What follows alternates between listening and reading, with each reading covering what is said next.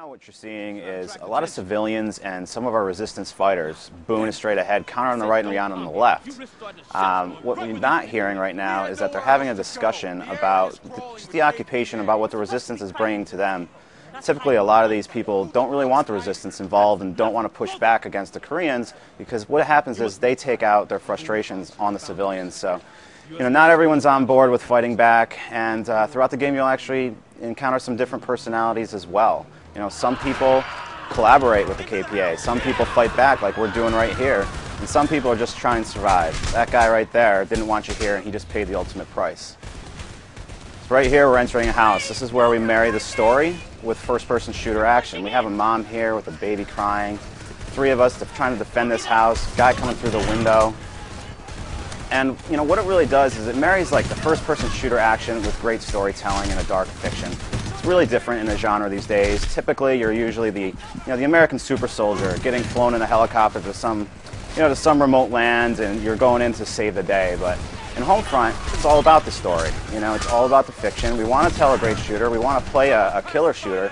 At the same time, we really want to bring something new to the space, and that's what you get with HomeFront. So right here, our mission is basically to help this mother and child survive. And you guys can't hear it right now, but the audioscape, there's no hero music playing. There's none of that fist-pumping, flag-waving type of music. It's just me playing here with a baby in the background crying. That's our audioscape. It's the baby crying. And so you're getting that great first-person shooter action. And what we're doing is we're actually building up to some really intense moments later on in the chapter. We always have different pathing. I could jump out this window if I wanted. I can fight here. I can go into the garage. Always want to give you options so you're not fighting down a tunnel path. Right now we're just getting gassed in here. You see the canisters billowing up smoke. So we're going to get out of the house and move on to the next part of the chapter. So Boone, he's kind of our father figure in the game, and he's helping the mother and child survive, carrying them over the fence and telling them we're going to come back to them later and help them out.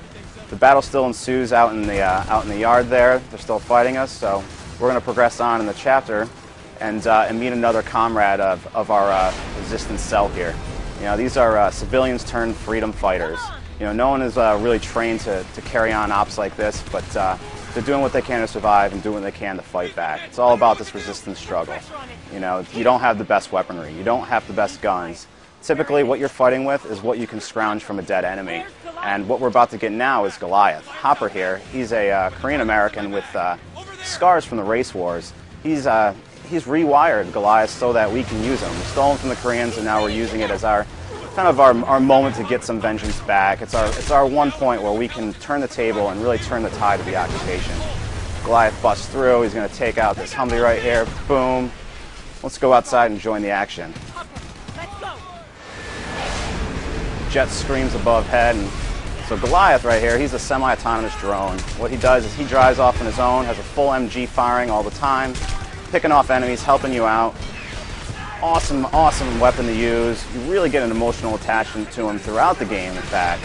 And you will be seeing him later on. Everyone always asks me, and every time you see him, it looks like a heck of a lot of fun. We have those ragdoll physics in there, which make it feel really cool. We didn't go with the gore factor and have people exploding. That wouldn't be cool.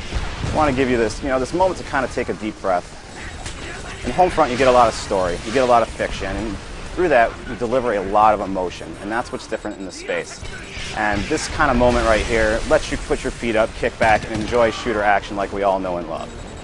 You can even target the infantry. They ragdoll across the map. It's pretty cool. Always a good time.